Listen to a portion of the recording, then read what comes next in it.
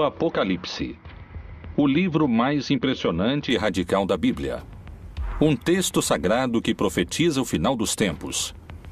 Que segredos se escondem entre suas páginas? Quanto tempo de vida resta à espécie humana? A história tem um rumo, e esse final é iminente, porque já estamos na etapa da última dessas figuras. Ou seja, o fim da história já está próximo. Por que muitos mencionam que existe um lugar onde seus habitantes poderiam se salvar? Segundo vários especialistas, dos 7 selos que compõem o Apocalipse, 5 já foram abertos, e agora o 6º está prestes a se abrir, o que trará a destruição de grande parte da população mundial. O caso está aí, mas há 7 selos. Quem nos dirá o que vai acontecer? E todos choram. Mateus está sugerindo a possibilidade de que não haja tanto medo no final dos tempos. Um grupo de cientistas detectou na natureza novos sinais que anunciariam um desastre natural com um poder destrutivo capaz de provocar a extinção da espécie humana. O mundo acaba para dar lugar a outro mundo novo. Desde o princípio dos tempos, há relatos bíblicos em que Deus ameaça com destruição total. A Torre de Babel, as estátuas de sal, o dilúvio universal e depois, a mais aterrorizante de todas, o juízo final. A história tem que terminar para dar início a um mundo novo. O Apocalipse, o começo do fim.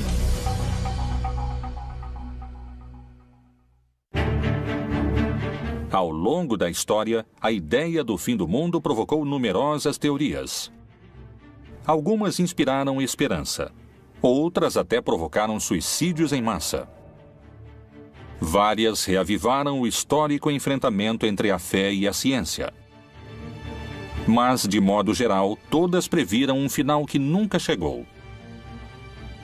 No entanto, hoje, vários cientistas e estudiosos da Bíblia consideram a possibilidade de que o fim do mundo esteja próximo.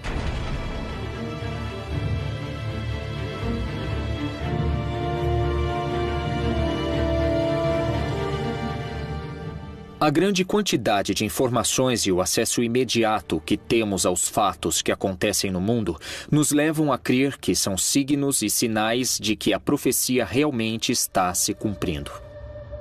Qual é a informação secreta contida no livro mais impressionante da Bíblia e que acaba de ser revelada? Talvez algumas respostas se encontrem no contexto em que o Apocalipse foi escrito. Palestina, ano 90. Pouco depois da morte de Jesus Cristo, os seguidores de sua mensagem cresciam em número no Império Romano. Mas, nessas terras, a ideia do Messias era sinônimo de rebelião política. O apóstolo João era uma figura-chave para os romanos. Ele descreve um império corrupto, assassino, perseguidor, que se opõe a essa verdade messiânica que eles interpretam. Então, ele vê esse mundo em estado de destruição. O livro do Apocalipse é uma fórmula literária em que, de alguma maneira, aqueles que o escreveram tentaram dar certa esperança às pessoas que estavam sofrendo uma perseguição. O autor do livro do Apocalipse se apresenta como um desterrado na ilha de Patmos e é geralmente identificado como o apóstolo João. O Império Romano concedeu a João um destino mais benévolo que ao resto dos seguidores de Cristo. Ele foi exilado na ilha de Patmos.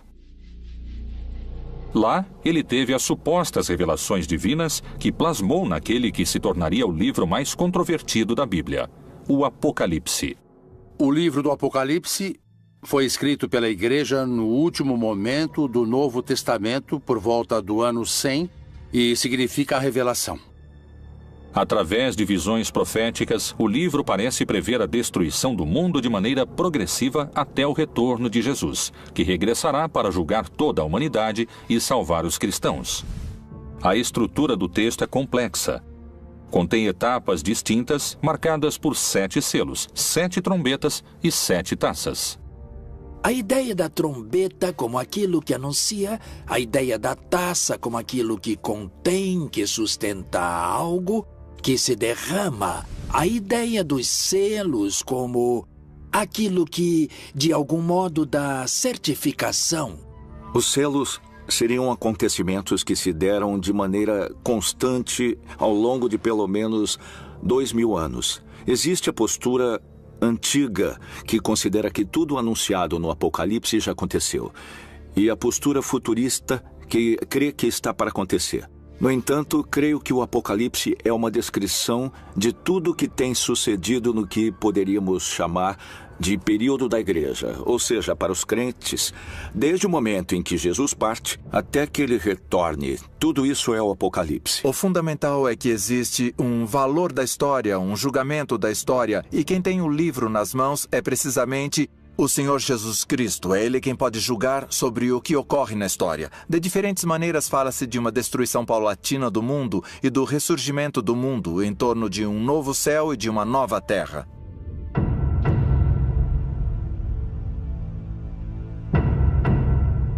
Até hoje, esse texto complexo tem suscitado todo tipo de interpretações. Uma das hipóteses é que nos encontramos na fase final do Apocalipse. É a etapa chamada Grande Tribulação.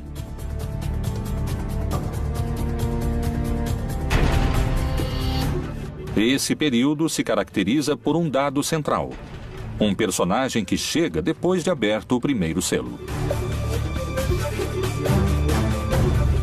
Parei sobre a areia do mar e vi subir do mar uma besta que tinha 7 cabeças e 10 chifres.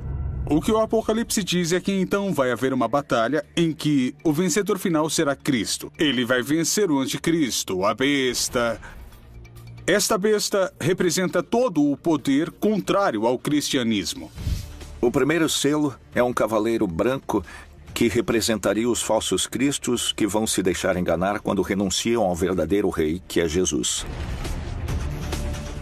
O texto narra que a besta tem tanto poder que vencerá todos que tentem enfrentá-la. Mas quem representaria a figura da besta? E quando acabarem seu testemunho, a besta que sobe do abismo travará guerra contra eles, e os vencerá e os matará. Através da história, esse personagem foi mudando em suas diferentes interpretações. Hoje, o líder da Igreja Católica identifica o anticristo com uma figura que surpreendeu sua própria comunidade. O Papa disse que o anticristo é a corrupção, e disse, em algum sentido, que é adaptar, é uma adaptação da Bíblia. João, que fala do anticristo no Evangelho, diz que o anticristo é aquele que não crê em Cristo, que nega Jesus. E o que está na Bíblia, quando diz que o número da besta é 666 ou 666, é que são letras. Porque em nenhum idioma antigo, nem o grego, nem o hebraico, nem o latim, havia números. Existiam números, mas eram representados com letras. Estão indicando um nome. E em hebraico é César. Então, pode ser que represente o poder político que ataca a igreja. A condenação dos corruptos pelo chefe máximo da igreja causou impacto ao expor a figura do anticristo. O diabo é uma configuração que pode ter expressões muito claras em personagens nefastos da humanidade, como Hitler, como Videla, como Pinochet ou uma pessoa como Stalin.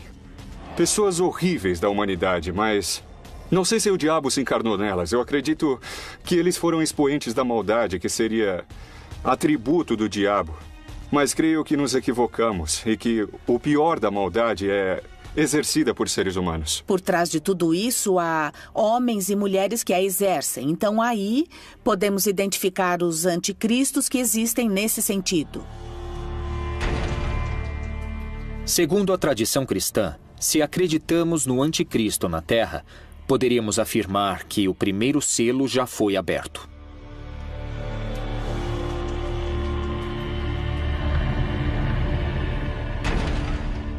O segundo selo revela um cavalo vermelho, que significa a violência, a guerra, e que precisamente está descrevendo a guerra, a destruição da comunidade. O cavalo na América Latina, pelo menos no Cone Sul, era muito comum como meio de transporte. No Oriente Médio é muito mais restrito, há muito menos cavalos.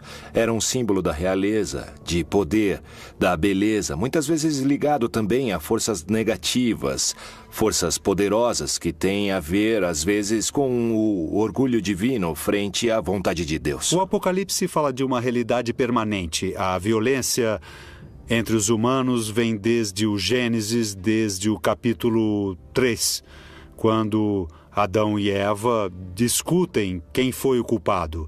Desde então se instaura a violência. Não há época em que não exista violência entre os humanos, morte e destruição. Se levarmos em conta que as duas guerras mundiais do século XX fizeram mais de 80 milhões de vítimas, é evidente, não podemos deixar de concluir que o segundo selo já foi aberto. O terceiro selo trata da fome. Uma pessoa em cada 9, 13% da população mundial, passa fome, segundo dados do último relatório da ONU. Quando falamos do Cavaleiro da Fome, efetivamente podemos saber que no mundo sempre houve fome. Hoje temos 850 milhões de pessoas morrendo de fome no mundo. Mas a fome ameaçou o mundo. É um cavaleiro que cavalgou ao longo de toda a história de toda a humanidade. Cada novo selo é muito mais poderoso que o anterior e faz mais vítimas na Terra. Se tivermos em conta a fome que hoje existe na Terra, definitivamente podemos dizer que o terceiro selo do Apocalipse foi aberto. O quarto selo é um cavalo preto, que desencadeia muitas enfermidades, a peste. E é algo que também pelos meios de comunicação conhecemos globalmente. Sabemos bem o que está se dando com as epidemias, com as endemias no mundo todo, e certamente nos faz refletir que isso estava anunciado ou estava dito no Apocalipse. O quarto cavaleiro do Apocalipse representa as diferentes pandemias que aconteceram no mundo. Podemos também situá-lo ao longo desses 20 séculos, desde a peste antonina, do ano 160 depois de Cristo, até a época de Justiniano, em que houve outra pandemia importante. No século XII, houve a peste bubônica e no século XIV a peste negra. Como resultado, a população da Europa perdeu 1/4 de sua população. É muito interessante porque há uma parte do livro do Apocalipse que diz que 1/3 dos homens morreriam. Por estas 3 pragas foi morta a 1/3 dos homens. Pelo fogo, pela fumaça e o enxofre que saíam de suas bocas. E houve momentos na história em que literalmente morreram 1/3 ou 1/4 dos homens. E na nossa época, já no século XXI, estamos diante do H1N1 ou diante da epidemia da AIDS, ou o risco de uma guerra bacteriológica. Tudo isso tornaria perfeitamente textual uma praga como o quarto cavaleiro do Apocalipse. Alguns especialistas afirmam que todas essas doenças são sinais de que o quarto selo já poderia estar aberto. Segundo o Apocalipse, os 7 selos vão deixando em seu caminho guerra, fome, morte e destruição. Com cada abertura, o fim dos tempos e a batalha final parece estar mais próxima. O quinto selo não menciona uma forma de destruição como os outros, mas descreve o pedido dos mártires para que chegue a hora do juízo final. Mártir em grego significa testemunha. Esse quinto selo representaria os crentes de toda a história que estiveram dispostos a pagar com sua vida. A afirmação de que Jesus é o Senhor e o Salvador. Eles clamam a Deus pelo fim da perseguição, pelo fim da destruição. E é isso que nos revela o quinto selo, a visão dos santos, pedindo o final dos tempos. No entanto, a resposta é o que há de mais tremendo no Apocalipse, o mais difícil de aceitar e acreditar. Há que se cumprir o número. Eles devem ter paciência, porque a destruição vai continuar, ninguém sabe quanto tempo. Mas o cristão precisa confiar que Deus sabe quando e como vai terminar. Segundo algumas interpretações, os infortúnios mencionados nos primeiros selos, a fome, as guerras e as doenças, já aconteceram. E, pelo contrário, os fatos prenunciados pelo sexto selo, o mais temível e dramático de todos os narrados no livro do Apocalipse, estaria por acontecer. E, para muitos, suas consequências são impossíveis de conter. Quais são essas catástrofes? De que tempos estamos falando? Há alguma possibilidade de deter essa contagem regressiva?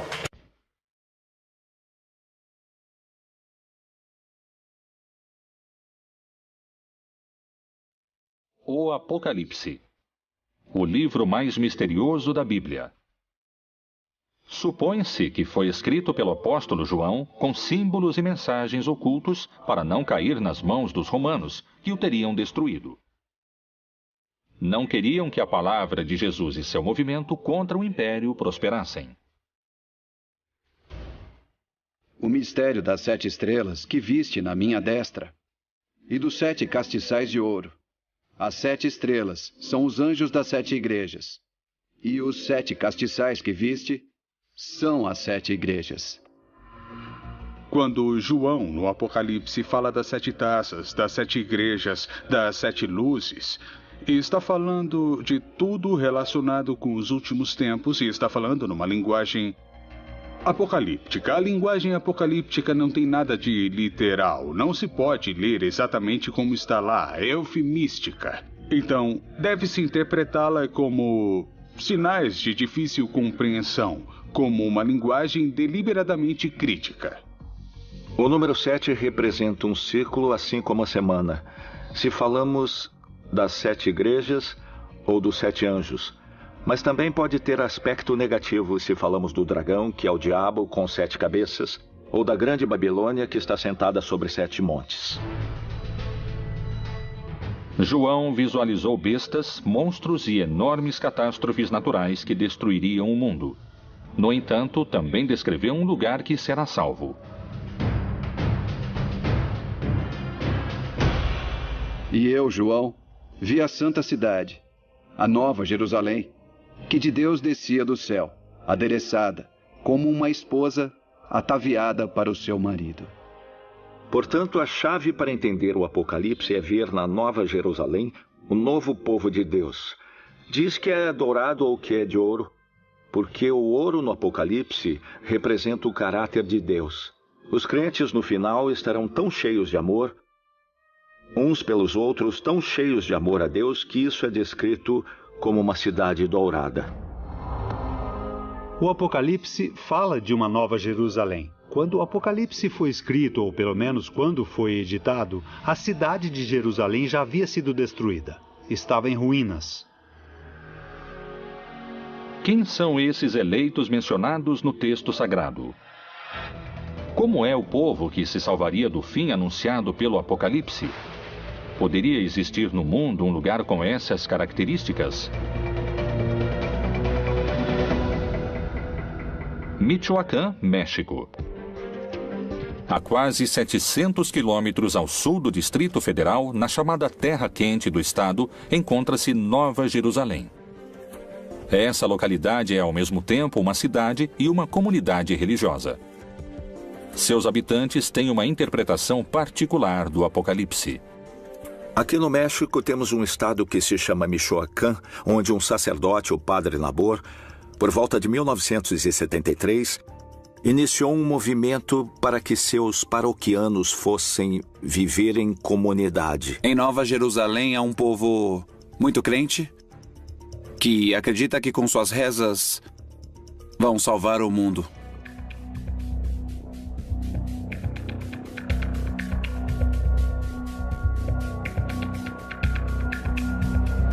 Nessa cidade nos disseram que o mundo vai acabar e que só vão se salvar aqueles que têm fé em Deus e os que rezam, os que se ajoelham e pagam o dízimo, os que se humilham, os que ficam de joelhos diante do tirano, que é o que sempre nos disseram. Como começou essa ideologia que hoje define a vida cotidiana de cerca de 2.500 pessoas?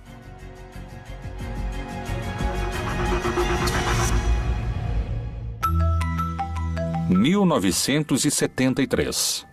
Gabina Santos, uma camponesa de Peruarã, trabalhava em um campo como todos os dias. Mas esse não era um dia comum. Aconteceria algo que marcaria o destino de toda uma cidade. Em 9 de junho, de manhã, dizem que a Virgem apareceu para uma senhora dentro desse espaço em que hoje está situada em Nova Jerusalém.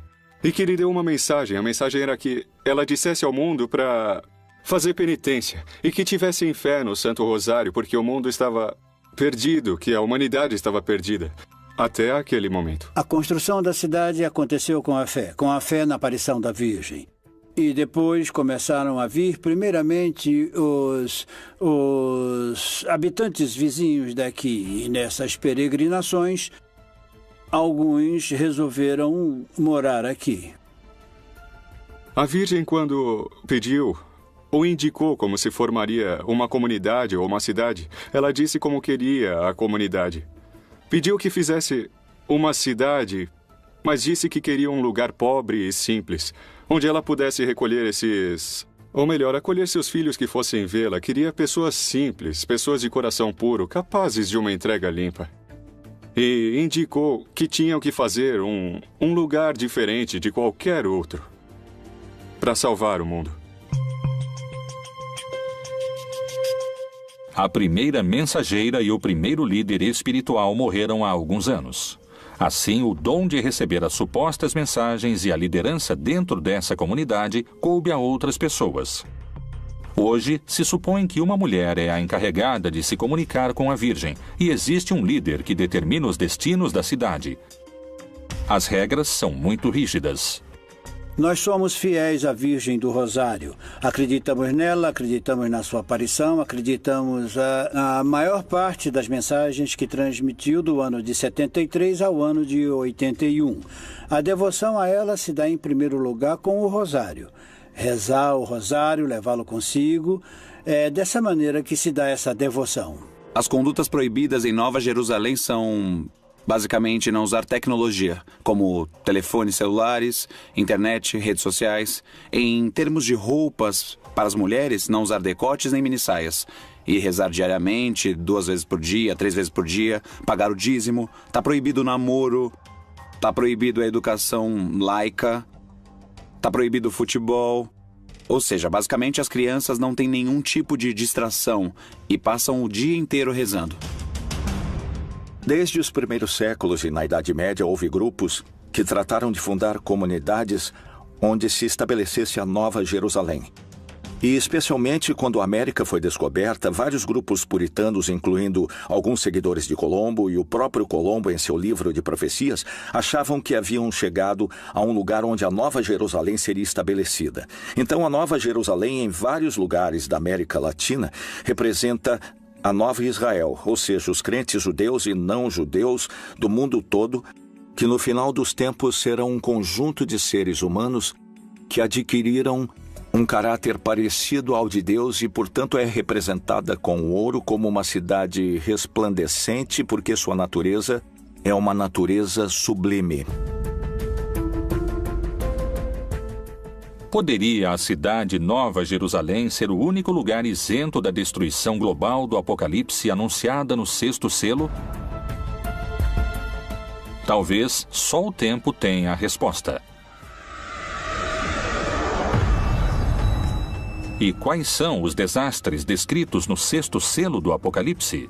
Fala de cataclismos e de fenômenos naturais, que também são destrutivos para a comunidade perseguida, mas que refletem de modo mais direto que é Deus quem controla a história, porque é Ele que, nesse caso, desencadeia os fenômenos naturais. Nos 4 primeiros cavaleiros, quem os desencadeia são os inimigos, mas nesse caso é Deus mesmo quem controla a natureza. Em toda a Terra vai haver um grande terremoto que dará origem ao começo desse cataclismo apocalíptico que marcará a diferença entre o fim dessa época, ou éon, e o novo éon, ou a vida eterna. Uma das teorias sobre Nova Jerusalém indicaria que essa comunidade também seria protegida desse último selo. Ela tem características geológicas em seu subterrâneo, onde se juntam placas de cobre, ferro e metais, que tornam a terra mais forte para resistir a um tremor. Possíveis coincidências se ocultam entre os textos do Apocalipse. Será a natureza quem definirá o final dos tempos? Que segredos se escondem entre suas páginas em relação a terremotos e vulcões? A interpretação de vários estudiosos da Bíblia sugere um cenário dramático na etapa mais destrutiva, que profetiza uma devastação planetária. O que é o Anel de Fogo? Por que alguns cientistas afirmam que nele poderia se desencadear uma destruição maciça e que coincide com a descrição do sexto selo? O significado do Anel de Fogo, que basicamente rodeia todas as costas pacíficas do Oceano Pacífico, é a colisão das placas. Nessas zonas de colisão de placas continentais e placas oceânicas ocorrem fenômenos vulcânicos e sísmicos. Isso coincide basicamente com o Cinturão de Fogo, o Anel de Fogo do Pacífico. De que modo estão mencionadas no livro do Apocalipse as consequências do sexto selo? Mas quanto aos covardes, aos incrédulos, aos abomináveis e aos homicidas, e aos que se prostituem, e aos feiticeiros, e aos idólatras, e a todos os mentirosos, a sua parte será no lago que arde com fogo e enxofre, o que é a segunda morte. Do ponto de vista geológico e astronômico, os fenômenos são basicamente a extinção do Sol. O Sol vai passar a ser um gigante vermelho, aumentará significativamente de volume e absorverá nesse crescimento tanto Mercúrio quanto Marte. A proximidade do Sol fará com que o planeta se aqueça muitíssimo e, nesse momento, desaparecerá a vida. E havendo aberto o sexto selo, olhei, e eis que houve um grande tremor de terra. Quando se abre o sexto selo do Apocalipse, ocorrem os terremotos. Aqui, a palavra é literal. Não existe outra definição, nem explicação, nem nenhum tipo de erro de tradução. O reaquecimento poderia estar simbolizado pelo fogo, mas parece que esse não é o único desastre natural possível. A mensagem da Virgem de Nova Jerusalém anuncia que o final também poderá chegar através de grandes terremotos. Qual é a visão dos cientistas? Tal como o Anel de Fogo, também existe um risco maior de terremotos na América Latina? Equador, 31 de janeiro de 1906, magnitude 8.8. Chile, 22 de maio de 1960, magnitude 9.5. Foi o terremoto mais violento de que se tem registro. 4.000 pessoas morreram e cerca de 2 milhões perderam seu lar.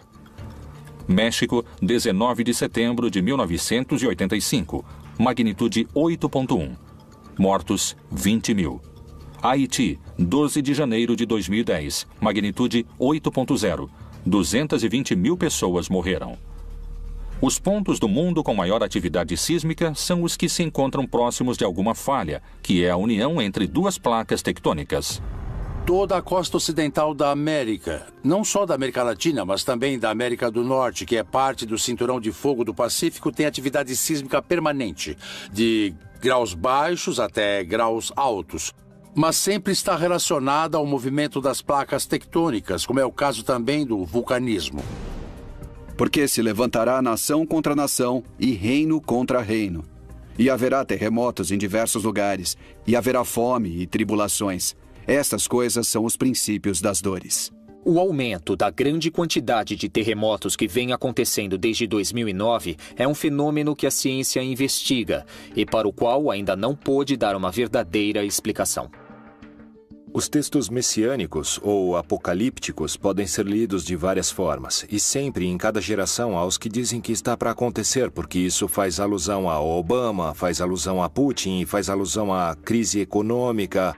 E isso fala de tal guerra, ou seja, sempre houve pessoas que tentaram interpretar os textos e focalizá-los. Na seita do Mar Morto, há um tipo de literatura que se chama Pesher. que é a interpretação, por exemplo, do profeta Habacuque ou outros. E aí eles fazem isso a um texto bíblico e eles agregam. Essa figura é tal pessoa que existe hoje, ou seja, querem ajustar o texto e adaptá-lo. Ou dizer, viu, isso explica o que está acontecendo hoje em dia.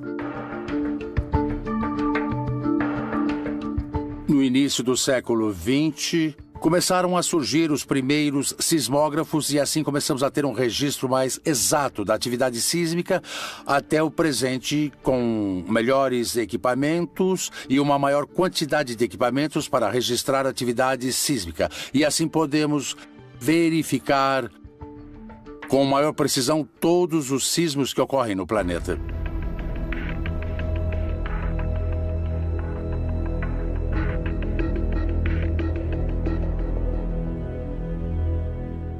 O sexto selo do Apocalipse descreve um grande terremoto e também a ideia de que os céus se revolveram como se formando um rolo. Agora, é claro, toda a descrição desse selo é feita com as palavras da cosmogonia antiga. Os mais céticos afirmam que faltam muitos anos para o fim do mundo. Esse é um fenômeno que não ocorrerá em menos de 4 a 5 bilhões de anos. Para outros, a destruição global através de vulcões e terremotos é iminente.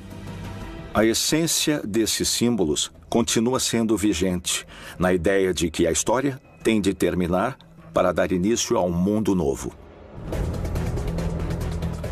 Vários intérpretes concordam com a análise de alguns cientistas. Vivemos em tempos apocalípticos e o fim do mundo pode começar a qualquer momento. Vamos assistir a um final do mundo dos tempos bastante forte e muito caótico. O sol, a lua, as estrelas vão cair. E Jesus irá se estabelecer na terra e vai separar os que o seguiram dos que não o seguiram. Qual é a evidência que confirmaria o possível retorno de Jesus antes do fim dos tempos? Talvez a resposta se encontre em outros livros da Bíblia.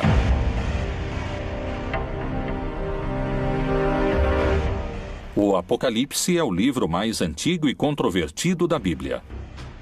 Tanto no Antigo como no Novo Testamento, vários profetas descreveram como seria o mundo em tempos apocalípticos.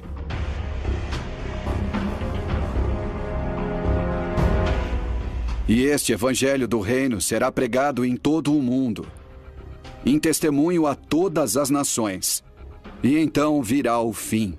No Evangelho de Mateus, nos capítulos 24 e 25, utiliza-se essa expressão literária para falar do final dos tempos, mas utilizando o personagem de Jesus. Mas o interessante do Apocalipse é que matam os que não creem, os que não seguem Jesus, os que não foram fiéis a Jesus. O povo cristão não deveria ter medo de ler o Apocalipse, porque é para aqueles que não foram fiéis a Jesus. Se eu fui fiel a Jesus, estarei do lado daqueles que irão se salvar. Muitos correrão de uma parte para outra, e a ciência se multiplicará. Daniel também faz parte desse mesmo gênero literário. Escreveu alguns de seus fragmentos de maneira apocalíptica. E também aqui podemos reconhecer esse aceleramento dos processos humanos, dos processos históricos, que de fato na época em que Daniel escreveu não se podia imaginar a quantidade de conhecimento acumulado, as possibilidades tecnológicas acumuladas e também os recursos humanos acumulados. E simultaneamente a isso, o desgaste do planeta, o desgaste das relações humanas, a quantidade de habitantes, tudo isso evidentemente influi e estamos num tempo de aceleração e isso é indiscutível. A cada minuto somam-se cerca de 2.000 páginas ao conhecimento científico do homem, e uma pessoa precisaria de 5 anos para ler todo o material que é produzido a cada 24 horas. Temos carros que chegam a 350 km por hora e aviões que ultrapassam a velocidade do som. Um ritmo de vida incomparável ao que se levava há 2.000 anos. As visões no livro de Daniel estão entre os grandes mistérios apocalípticos. São símbolos de que a sociedade humana em sua história chegará a um ponto tão instável que ela própria vai desmoronar. Tudo isso está simbolizado por um cataclismo, como acontece em toda a literatura apocalíptica. O julgamento da história é um elemento no qual crê o cristianismo. Nós o chamamos de parúsia. É a vinda do Senhor Jesus no final dos tempos como juiz da história e da vida de todos os seres humanos. É verdade que nosso momento histórico tem uma peculiar consciência da decadência da história humana. Entendemos o que é o fim do cosmo, também imaginado do ponto de vista físico. Podemos falar dessa expansão do universo que tende a um esfriamento global, não um aquecimento global do planeta, porém mais amplamente. E podemos imaginar, sabemos que a Terra, nosso lugar onde desenvolvemos a história, é decadente. Havia 3 visões básicas do fim da história. Uma visão que se chama utópica, que chegará ao fim dos tempos e o cordeiro viverá com o lobo, e a criança brincará com a serpente, e a destruição cessará, ou seja, uma visão idílica da paz universal. A outra visão é restaurativa. Então é uma ideia segundo a qual a época messiânica é a restauração do reino de Davi, ou seu equivalente. Ou seja, uma época em que Israel viverá em paz com seu próprio Estado, um Estado poderoso. A terceira visão é que é uma visão catastrófica. Crê que antes do final da história e da paz, haverá uma época terrível de guerras, de lutas, que tem um valor simbólico no mundo ocidental, o Armagedon, que usa como término da luta final. Mas em hebraico é Ar-Megido, o Monte Megido, um lugar que fica ao norte de Israel. Pode-se estar no meio do Armagedon e ver esse lugar, que é uma cidade que teve uma grande história na época bíblica, a cidade de Megido. Então, nessa visão, antes que venha o bem e a paz, haverá uma época terrível de sofrimento, de guerra, de lutas. Além da referência precisa no 6º selo, há outra citação bíblica que menciona luas de sangue como um sinal do fim. O sol se converterá em trevas e a lua em sangue, antes de chegar o grande e glorioso dia do Senhor. Lucas, no livro dos Atos dos Apóstolos, fala de uma lua vermelha. No entanto, se refere ao Antigo Testamento, algo que está anunciado no Antigo Testamento. Pois em muitos livros do Antigo Testamento fala-se do fim, sobretudo da vingança de Deus ou do dia de Yahvé, em termos apocalípticos. E esse gênero literário utiliza imagens cósmicas tremendistas. Sem dúvida, cria uma imagem que havia no Antigo Testamento para simbolizar algo catastrófico, uma intervenção de Deus especial. Alguns se baseiam em dados científicos. Outros na fé e em sua própria interpretação desses textos sagrados. Muitos afirmam que estamos a caminho de abrir o 7º selo e que começou a contagem regressiva. O que ninguém sabe é se o mundo acabará em milhares de anos ou em poucos minutos.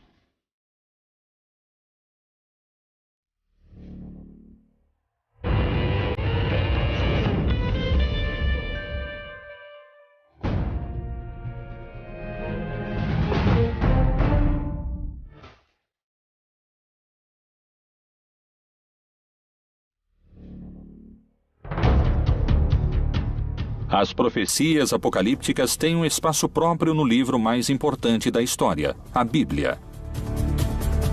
Depois das catástrofes do 6º selo, o texto descreve a abertura do 7º, em que 7 anjos tocarão 7 trombetas e 7 taças serão derramadas. Esse selo anuncia o fim dos tempos e a batalha final. E vi outro grande e admirável sinal no céu. 7 anjos que tinham as 7 últimas pragas, porque nelas é consumada a ira de Deus. Na verdade, o 7º selo supõe o fim da história, o fim das perseguições, o triunfo dos eleitos, a derrota dos malvados, da besta, do dragão, etc. O Apocalipse também mostrou ao longo de todo o texto que quem comanda a história é Deus, que ele inclusive permite aos maus e aos cataclismos atingirem os eleitos. E finalmente o sétimo selo revela o triunfo divino, a instauração do reino de Deus no mundo. O dia final será precedido de uma batalha entre um anticristo e Deus ou o bem. O que o texto está dizendo é que há um momento final da história em que o bem vence, e vence de uma maneira definitiva, e que Jesus, que venceu a morte, voltará numa manifestação gloriosa. Isso se chama parúzia, a segunda vinda de Jesus. É um dia de júbilo, de vitória para aqueles que creem em Jesus. O texto diz que esses horrores vão terminar e que haverá um juízo final no qual serão castigados todos os opressores, ou seja, todos aqueles que nos fazem sofrer e que finalmente serão castigados porque finalmente triunfará a libertação.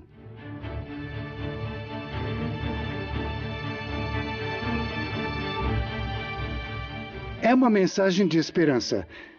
Mais tarde, a igreja transmitiu isso como se fosse uma revelação sobre o que vai acontecer depois da morte, que haverá um juízo final sobre todos, ok? Então isso já é uma interpretação feita pela igreja que faz parte do seu projeto de dominação.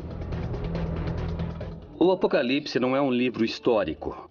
Não é um livro do futuro, não é como uma bola de cristal que revela o futuro. É um gênero literário, escrito no gênero literário judaico-apocalíptico.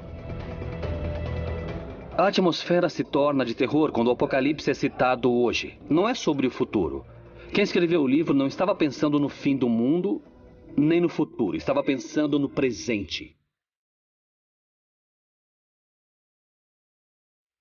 Existiria o povo eleito que poderia se salvar do fim do mundo?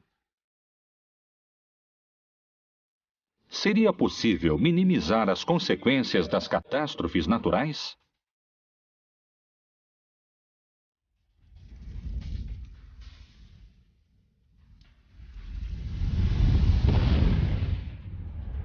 Se as interpretações recentes estiverem corretas, estaríamos em contagem regressiva? Seria preciso um milagre para nos salvar? O Apocalipse seria o melhor roteiro de um filme de ficção ou a advertência de um final anunciado? Só o tempo trará essas respostas.